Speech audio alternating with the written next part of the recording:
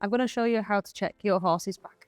So we're going to start off with a really slow, gentle movement called palpation. So it's different to stroking. With stroking, we're just tickling the hair. We don't actually feel the skin or the muscle underneath. So to start to develop this skill a little bit more, you want to put the pads of your fingers onto your horse's back, and you should be able to press a little bit further down so you just get a little bit of spring and a little bit of bounce. So just the weight of your hand should be enough, and then you can start to glide along the back. So try and follow the direction that the hairs are going in and move quite slowly at first, trying to keep an even pressure as you go along.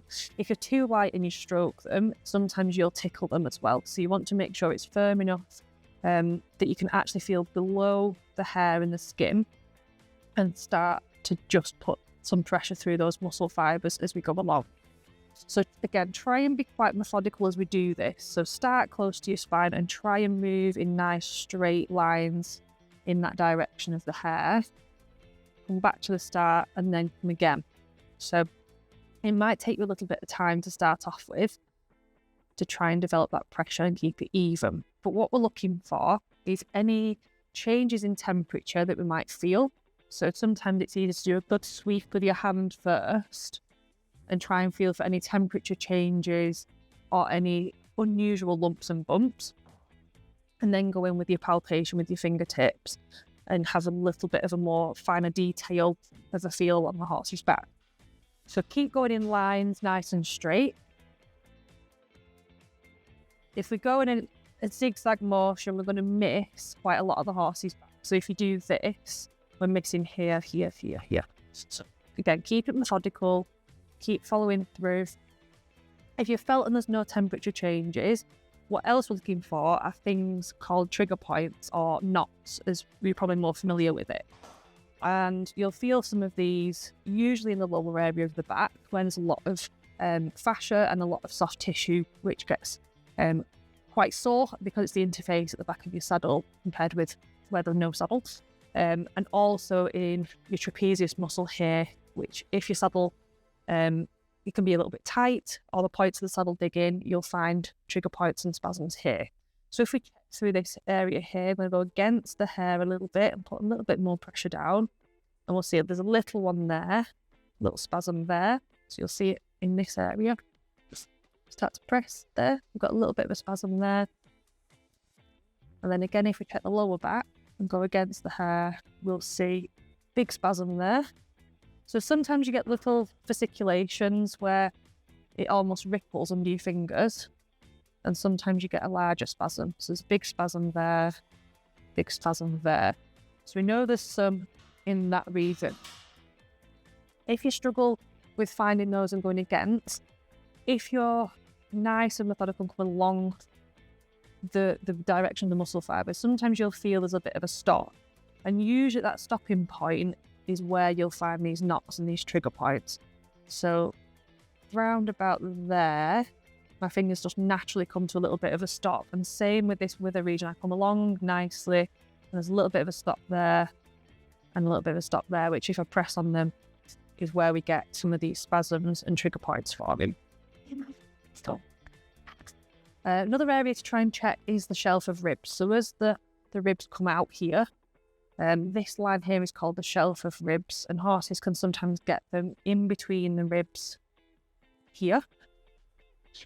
Steady. And also along the long back muscle. So the areas to check, like we said, is the trapezius at the front, where the front of the saddle will sit, the long back muscle up just above the shelf of ribs, and this band here, your thoracolumbar fascia, which joins your longissimus muscle into your gluteal.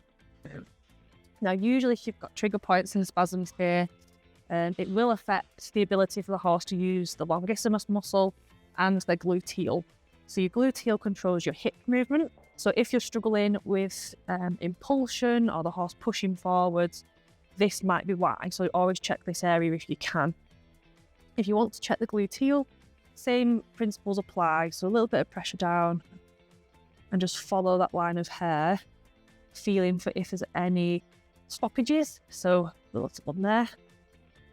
any lumps and bumps, any changes in temperature, or any sore patches that are causing some of those spasms or fasciculations to occur. Then you can go a little bit deeper and come across once you're ready. And again, you might find the horse give you some signs that they either enjoy it or that they move away and are a little bit uncomfortable. And that again can tell you if there's any problems there. Oi. So quite often saddle points dig in here and they can cause some pain or some tension, and equally at the interface between the back of your saddle and the horse's lumbar region here. So these are two hot spots that I find quite often have quite a lot of trigger points or spasms in them. To try and assess your horse's back, like I said, you do a big sweep with your full hand, and then we go in with our fingertips, so not our nails, and just put a little bit of pressure through just to flatten the hair. So if we're stroking the horse, we'll just go through the fur itself. You want to press that down so you can feel the skin under that fur.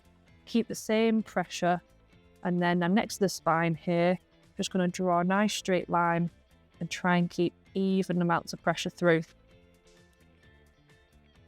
And then come back to the start and start again.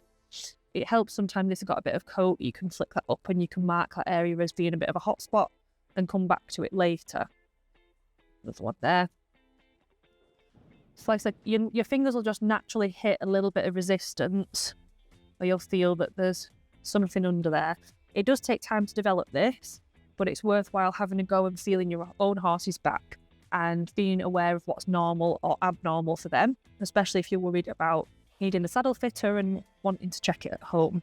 So if you come back to some of these points and give them a bit of a press, we'll notice that we have a little bit of a spasm, or what we call a fasciculation. So your spasm is where the whole muscle will contract, and your fasciculation is where we'll get almost like a ripple effect. So there we have a bit of a spasm.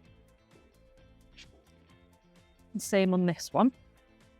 And then in the lower back here, we'll see the fasciculation all the way up here.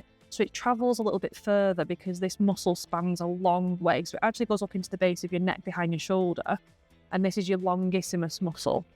So this transmits force from the gluteal in the hind end through the lumbar fascia here, which is a thick connective tissue, almost like an elastic band to propel the horse forward, and underneath this shoulder blade. So if we have issues at any point during this longissimus muscle, it can affect not only your hind end propulsion coming forwards, but also your neck and your shoulder mobility in the front end as well. So it's really important to keep on top of this and to check your own horse.